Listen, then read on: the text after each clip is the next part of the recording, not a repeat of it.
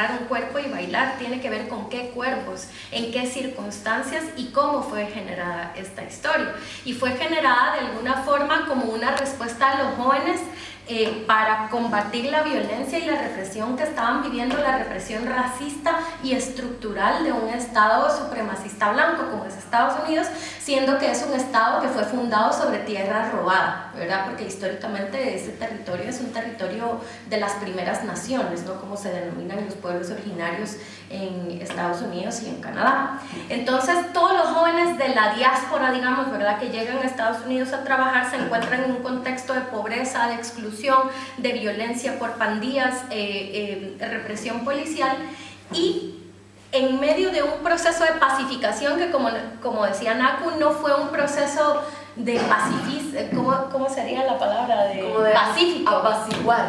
No fue un proceso de apaciguar, sino fue un proceso muy activo en la que los jóvenes de las pandillas empezaron a tener acceso a formación política, sobre todo porque muchos de estos jóvenes vienen de tradiciones de lucha chicana, o de brown people, ¿verdad? Que se reconoce a la gente pues latinoamericana como brown, y el black power, ¿verdad? De las panteras negras, de toda la lucha por los derechos civiles, etc.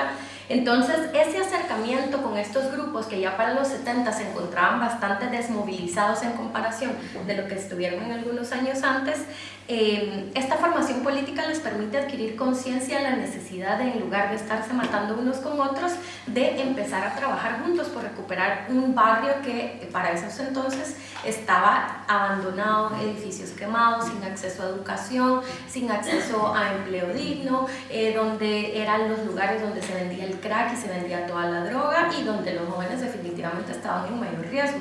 En ese proceso de encontrar acuerdos de paz entre pandillas es que el hip hop empieza a ser posible, y los jóvenes empiezan a tener un espacio cuando ya se puede circular libremente más o menos por el territorio.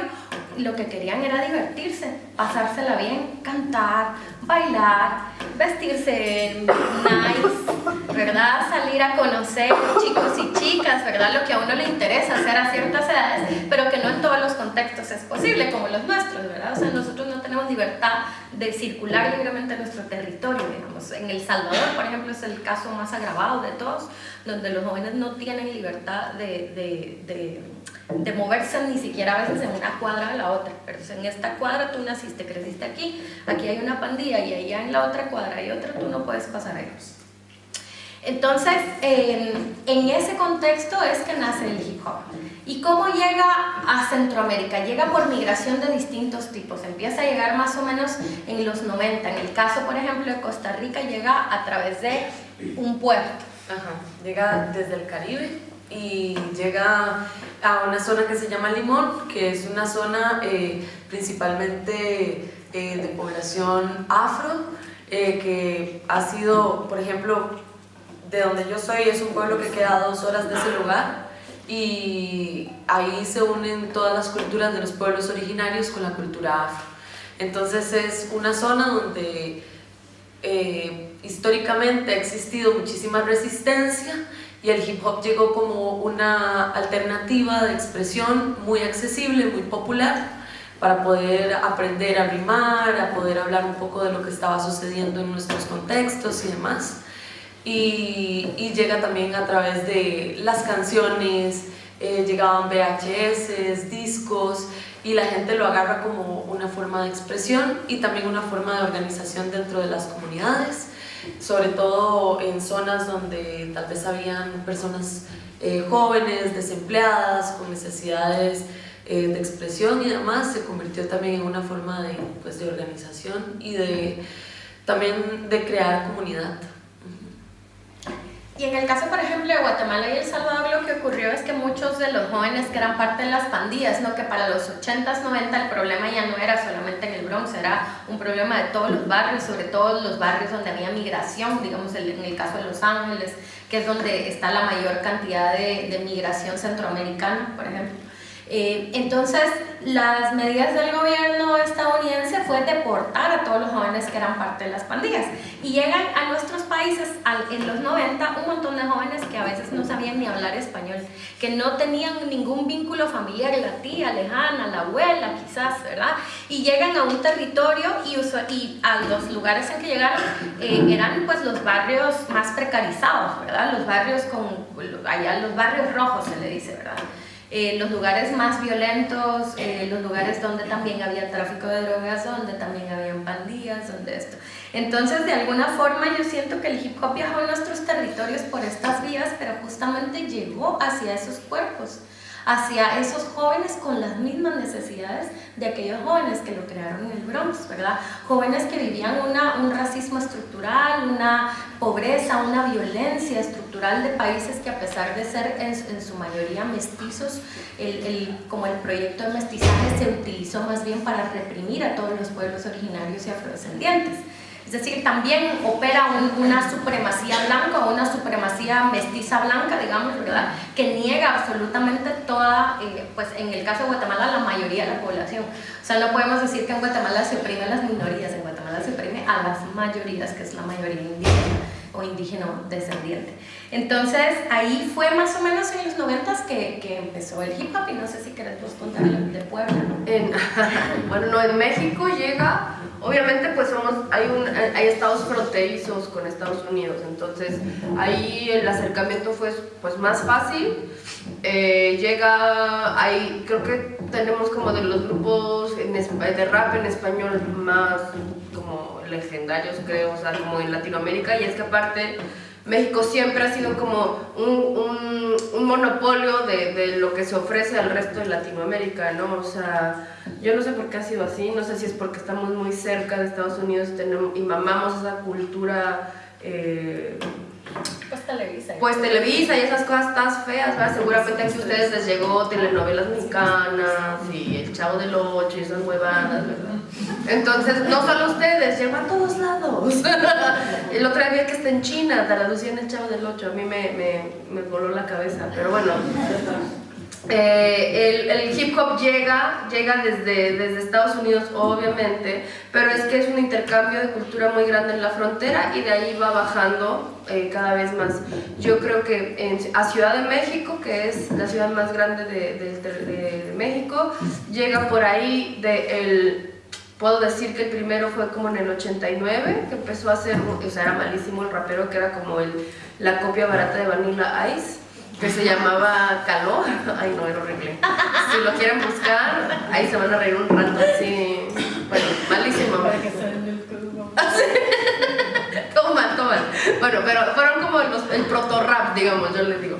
Y después ya vienen otros grupos y se empieza a expandir y se empieza a crear un sonido bastante peculiar que tiene el rap mexicano, porque en realidad en México y en toda Latinoamérica el rap suena pues distinto, como que cada territorio tiene como algo distintivo, ¿no? Su flow, exacto.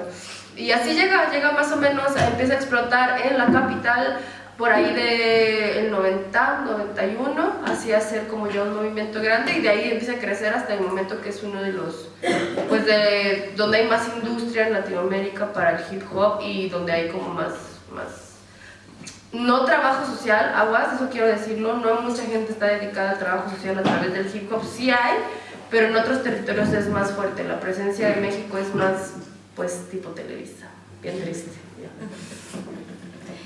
Y yo siento también lo que pasa en México, digamos, como es el país en nuestra región que tiene más desarrollada la industria musical. Vaya, existe una industria musical, porque si ustedes van a Centroamérica, yo siempre veo que la gente se queja, no, es que aquí no hay industria musical, aquí no hay acceso a la cultura. Ay Dios, se van un ratito allá y se dan cuenta que realmente es que no hay lugares donde no hay industria musical. Centroamérica no hay. Entonces yo creo que también lo que ha pasado cuando hay industria musical, incluso ahora mismo dentro de Estados Unidos, el rap comercial no tiene absolutamente nada que ver con el rap activista, con el rap de barrio, con el rap comunitario. Hoy mismo dentro de Estados Unidos sobre todo a partir de grupos de gente migrante, hay mucho trabajo politizado y comunitario a través del hip hop, pero eso nunca se ve en la radio. O sea, en la radio se escucha que Cardi B, que no sé, Nicki Minaj, o sea, todo este rollo que es mucho más comercial. Y yo creo que lo que ha pasado en México es que precisamente como hay una escena de industria musical, se ha explotado muchísimo más todo el rap de malandreo, le hablamos nosotras, ¿verdad? Que es mis perras, mis carros, mis armas, mi droga. Sí, también como por un asunto de, o sea, el narcotráfico es tan grande que ha tenido mucha injerencia pues en la industria musical, es otra vía para lavar dinero. Y también hay, así como hay narcocorridos, también empieza a haber como cosas como narcotrap, por ejemplo, ¿no? O sea, y los vatos salen con su cuerno de chivo y andan así tirando y con las, o sea, es bastante fuerte, y esa es la música que se potencia porque es la música que los narcos pueden inyectarle capital, ¿verdad? Nadie quiere que escupirse a sí mismo en la cara, como que nos den plata a nosotras para decir que no queremos más narco, no, pues por ahí no va, pero hay como también una relación muy grande del crimen organizado con la música que se ve como arriba, ¿no? El caso de Centroamérica yo diría que es diferente, porque más bien nosotros en Centroamérica lo que hay es precisamente una ruta de narcotráfico, una ruta de tráfico de gente, una ruta, digamos, donde solo somos un transporte, ¿verdad? O sea, no somos un territorio tan grande que maneja un capital tan grande como lo es México. Entonces, de alguna forma, a nosotros nos ha tocado vivir las consecuencias de esa guerra del narcotráfico. Entonces, lo bonito es que en el rap en Centroamérica, con muy escasos casos en Costa Rica, nosotros más bien hemos tratado de encontrar muy naturalmente, porque esto no ha sido que nadie nos ha dado talleres ni nada, sino que nos ha nacido la necesidad de crear en el hip hop un espacio donde no se perpetúe la violencia, por lo menos ese tipo de violencia, porque ocurren otros tipos de violencia, que es precisamente cuando entramos nosotras en la historia, ¿no?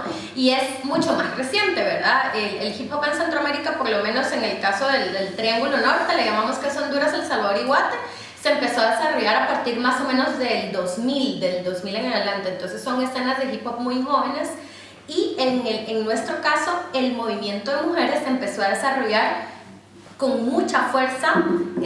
Los primeros eventos solo de mujeres empezaron aproximadamente en el 2010, pero fue más o menos en Guatemala hasta 2014, 2015, que empezó como a crecer muchísimo, y casi que ese año, hubo 2 años, 2014, 2015 y 2016, que casi que habían 2 o 3 festivales solo de mujeres al año en algunos de los países de Centroamérica, tomando en cuenta una gira que nosotras hicimos, que fue la primera gira como Somos Guerreras, que hicimos de febrero a abril más o menos, ¿verdad? Que empezamos desde Ciudad de Panamá, empezamos como desde el sur de Centroamérica, que allá estaba Audrey en el colectivo, y pasamos por toda Centroamérica hasta Tijuana. Entonces yo creo que ahí es donde entra entonces la narrativa o la, ¿cómo se diría? El protagonismo de las mujeres dentro de la escena hip hop, ¿verdad? Vos fuiste el primero. Sí, bueno, yo asistí al primer festival de mujeres que se llamaba La Otra Cara del Hip Hop, que fue un evento que se organizó porque hubo una época en la que en Guatemala empezó a haber muchísima como apoyo, digamos, de organizaciones no gubernamentales a diferentes tipos de colectivas y asociaciones en Guatemala. Entonces se pudieron dar este tipo de eventos, que actualmente ya este tipo de eventos no se dan porque desde que se ha dejado mucho de apoyar, digamos, directamente, y desde que entraron los gobiernos militares también ha sido como se ha cortado, digamos, ese proceso. Pero ese fue como un tiempo como bastante fuerte, ¿verdad? Como un tiempo ahí dorado del movimiento, porque empezamos a circular muchísimo, se empezó a hacer como un camino en todo Centroamérica, y podíamos ver gente de Guatemala que bajaba a El Salvador, a Honduras, a Nicaragua, a Costa Rica, a Panamá, en un bus, y luego subían y eran parte de que eso para nosotros es casi imposible. O sea, tal vez acá viajar entre las fronteras es muy fácil, y no pasa nada, pero por ejemplo, muchas veces para nosotros cruzar una frontera, solo estar en el puesto policial puede tomarnos 4 horas, porque el control policial es difícil, es complicado, hay como una burocracia ahí para poder pasar, los documentos, muchas veces te cobran dinero que realmente ni siquiera es legal, te dicen tengo que cobrarte algo porque estás llevando un equipo y eso le preguntas ¿a dónde estás amparando lo que me estás diciendo, lo que me estás cobrando? Y te dicen bueno, o paga o no pasa, así de fácil. Entonces estamos hablando de fronteras en las que hay muchísima corrupción y nosotras como mujeres jóvenes pues lo vivimos muy fuerte. Entonces en aquellos tiempos lo hacíamos desde mucho como creo que la rebeldía y la alegría colectiva, porque armábamos buses, íbamos a estos festivales, se hacía muchísimo intercambio de conocimiento y esa fue una época muy maravillosa porque permitió que se empezaran a crear muchísimas conexiones que todavía hoy son esas las conexiones que nos mantienen trabajando. Por ejemplo, después en otro festival que organiza una chica que se llama Kid en Nicaragua, que se llama Hall of Fame, nos conocimos Rebe y yo. Ambas estábamos dando talleres y conciertos y fue muy maravilloso como poder conectar de esa forma y ver que habían otras mujeres que estaban trabajando en proyectos sociales, pero sobre todo digamos dentro del movimiento hip hop, no tanto como agarrar el rap para ciertos fines y después qué me importa el movimiento, qué me importa la gente. Sino que yo encontré una compañera que le importaba y que estaba sembrando también dentro del movimiento y después nos encontramos con Audrey Funk y ya vinimos nosotras también a animarnos a hacer esta gira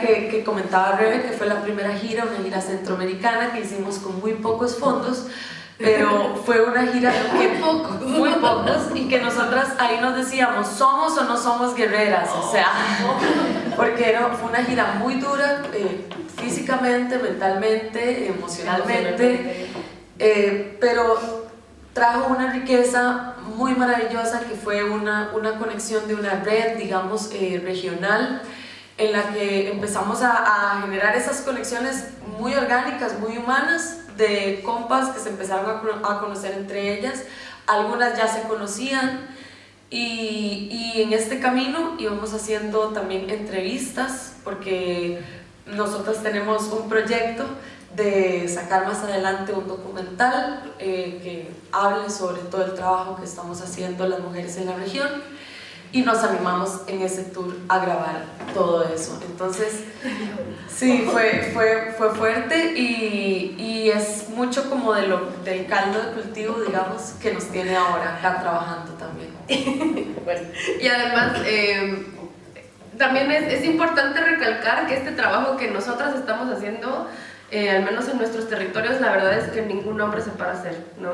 Y eso me gusta siempre decirlo porque es importante, porque siempre nos evitan de sus festivales, no nos invitan a sus cosas, hacen un listado de los mejores raperos, ninguna sale, ¿no? O sea, es importante decir que este trabajo y estas conexiones que estamos haciendo son hechas de mujeres para mujeres, ¿no?